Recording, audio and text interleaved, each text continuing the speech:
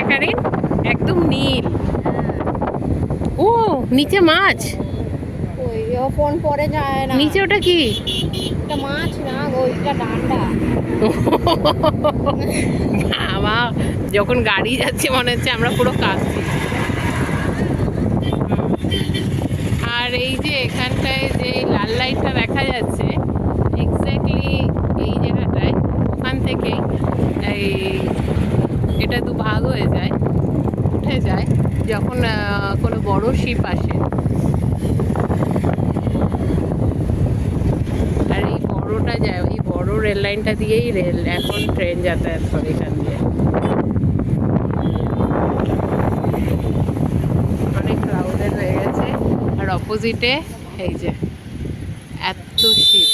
আমি এক্স্যাক্টলি অপোজিটে চলে এসেছি পাম্বাম ব্রিজে, যেখানে হচ্ছে এত শিপ রয়েছে, বোট, শিপ না বোট, সরি, এত বোট রয়েছে। এগুলো হচ্ছে সব ফিশিং বোট, যেগুলো রাতে বেরোবে। সূর্য একদম পড়ার মুখে, আর আমাদের গাড়ি দাঁড়িয়ে রয়েছে ওই দূরে। আমাদের এখন হেঁটে যেতে হবে।